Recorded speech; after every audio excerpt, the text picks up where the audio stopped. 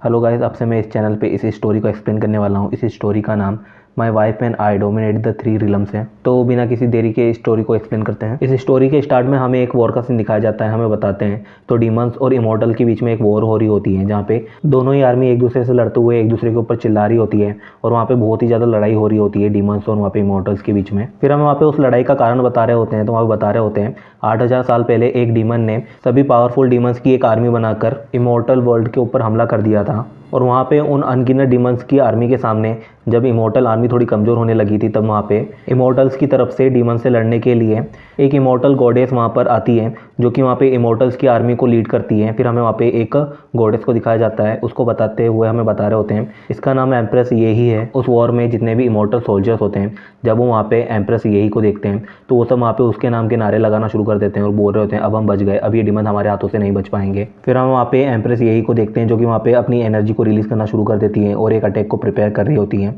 फिर हमें दिखाया जाता है तो एम्प्रेस यही ने एक बड़ी सी स्वॉर्ड को समन किया होता है या अपनी हेवनली एनर्जी से एक बड़ी सी डिवाइन स्वॉर्ड बना ली होती है। एम्प्रेस यही की उस स्वॉर्ड को देखकर वहाँ पे जितने भी डीमंस होते हैं वो सब बहुत ज़्यादा हैरान होते हैं, क्योंकि वो स्वॉर्ड में बहुत ही ज़्यादा एनर्जी उनको महसूस हो रही होती है और वो स्वॉर्ड बहुत ही ज़्यादा बड़ी होती है, जिसकी वजह से वहाँ पे जितने भी डीमंस होते हैं वो सब उससे थोड़ा डर रहे होते हैं। और वहाँ पर जो इमॉर्टल आर्मी के सोल्जर्स होते हैं वो एम्प्रेस यही के उस अटैक को देखकर वहाँ पे उनके नाम के नारे लगाना शुरू कर देते हैं और बोल रहे होते हैं एम्प्रेस यही बहुत ही ज़्यादा पावरफुल है, उन्हें तीनों लोक में कोई भी नहीं हरा सकता है, अब ये सारे डीमन उनके हाथों मरेंगे, मार दो इन डीमंस को, ख़त्म कर दो इन डीमंस को। और ऐसा कहते हुए वहाँ पे जितने भी इमॉर्टल सोल्जर्स होते हैं वो सब वहाँ पे चिल्ला रहे होते हैं। फिर हमें एम्प्रेस यही कि उस स्वॉर्ड के आसपास बहुत ही ज़्यादा ब्लैक कलर की एनर्जी की वेव्स को दिखाया जाता है, जो कि उस पूरी स्वॉर्ड को कवर कर रही होती है, जिसको देखकर एम्प्रेस यही को भी कुछ भी समझ में नहीं आता है और वो मन में ही बोल रही होती है ये तो डीमन क्वीन है। और ऐसा कहते हुए वो वहाँ पे उस एनर्जी को देख रही होती हैं, जो कि बहुत ही ज़्यादा पावरफुल होती हैं, जिसको देखकर उन्हें भी कुछ समझ में नहीं आ रहा होता है। और उनकी आंखों के सामने ही पल भर में ही वो डिमोनिक एनर्जी उनकी उस स्वॉर्ड को पूरी तरह से ख़त्म कर देती है। जब एम्प्रेस यही वहाँ पे उस डिमोनिक एनर्जी के बारे में सोच रही होती है, तभी वहाँ पे एक बंदा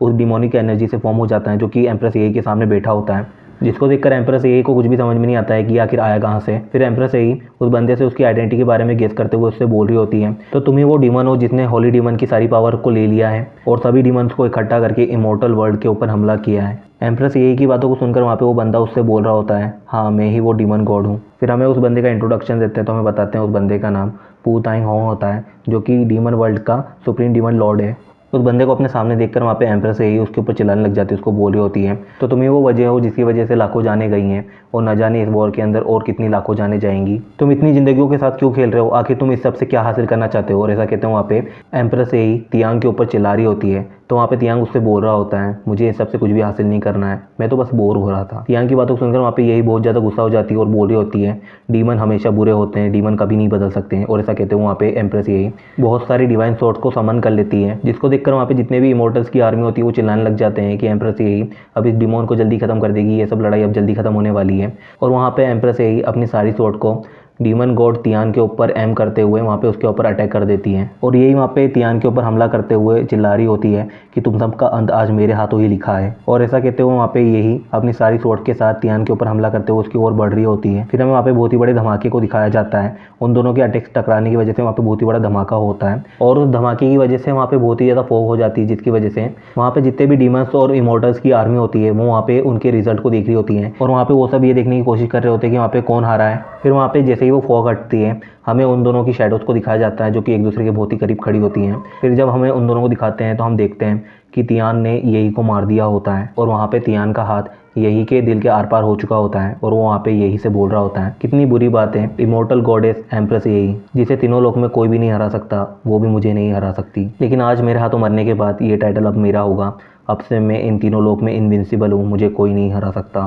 तियान से हारने की वजह से वहाँ पे यही को बहुत ज़्यादा गुस्सा आ रहा होता है और वहाँ पे वो तियान के ऊपर चिल्लाते उससे बोल रही होती है तुम डीमन मैं तुमसे नफरत करती हूँ और मेरी ये नफरत कभी भी नहीं मिटेगी। और ऐसा कहते हो वहाँ पे यही खुद के शरीर को डिस्ट्रॉय करना शुरू कर देती है और उसका पूरा शरीर छोटे छोटे टुकड़ों में बिखर रहा होता है और वहाँ पे मरते मरते यही तियान से बोल रही होती है मैं तुम्हें कभी भी नहीं भूलूंगी, तुम भी मुझे कभी नहीं भूलना, हम दोबारा ज़रूर मिलेंगे, भले ही फिर इसमें 10 साल लगे या 10,000 साल, मैं तुमसे बदला लेने के लिए ज़रूर लौटूंगी। और ऐसा कहते हुए वहाँ पे एम्प्रेस यही पूरी तरह से टुकड़ों में बिखर कर अपने पूरे शरीर को डिस्ट्रॉय कर देती है और वहाँ पे वो मर जाती है। फिर हमें 8000 साल बाद का सीन दिखाया जाता है, हमें एक माउंटेन को दिखाते हैं जहाँ पे हमें तियान को दिखाया जाता है, जो कि वहाँ पे बैठा होता है और बोल रहा होता है लगभग 10,000 साल हो चुके हैं मुझे, 10,000 सालों से मैं इन तीनों लोक में इनविंसिबल हूँ, कोई भी मुझे आज तक हरा नहीं पाया और ना ही कोई मुझसे लड़ने की हिम्मत रखता है। फिर हम वहाँ पे जब तियान को देखते हैं तो वो मन में सोच रहा होता है, मुझे 10,000 साल हो गए हैं, 10,000 सालों से मैं अकेला हूँ। जब मैं इस अनजान दुनिया में अर्थ से आया था तभी मैं अकेला था, मेरे पास कोई फैमिली नहीं थी, मेरे पास कोई रिलेटिव नहीं थे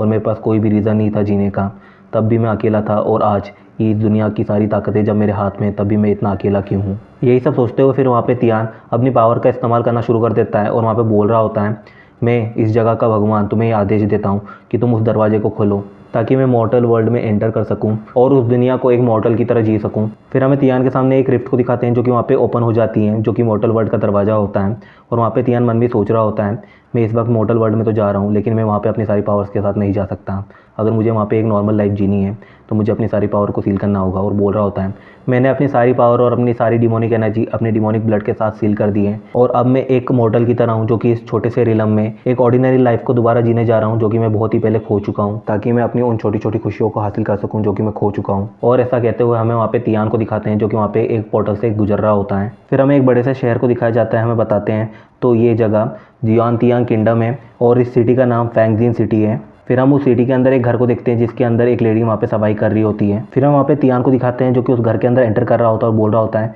मेरी वाइफ में आ गया, आज का दिन मेरा बहुत ही अच्छा गया, आज मैंने बहुत ही ज़्यादा पैसे कमाए हैं और अब हमें हमारे इस महीने के खर्चे के बारे में ज़रा भी फिक्र करने की कोई ज़रूरत नहीं है। और ऐसा कहते हुए तियान वहाँ पे उसकी वाइफ को बुलाते हुए उसके घर में एंटर कर रहा होता है। तियान की बातों सुनकर उसकी वाइफ जो वहाँ पे सफाई कर रही होती है वो वहाँ पे हस्बैंड कहते हुए उसको देखने लग जाती है। यहाँ पर जो तियान की वाइफ होती है उसका चेहरा बिल्कुल एम्प्रेस यही की तरह होता है, जो कि वहाँ पे तियान को देखने के बाद तुरंत ही अपना काम छोड़कर तियान के पास में आ जाती है, उसको किस करने लग जाती है। अपनी वाइफ के इस तरह के सडन अप्रोच से वहाँ पे तियान को कुछ भी समझ में नहीं आता है, लेकिन फिर तियान वहाँ पे अपनी वाइफ को बहुत ही प्यार से देख रहा होता है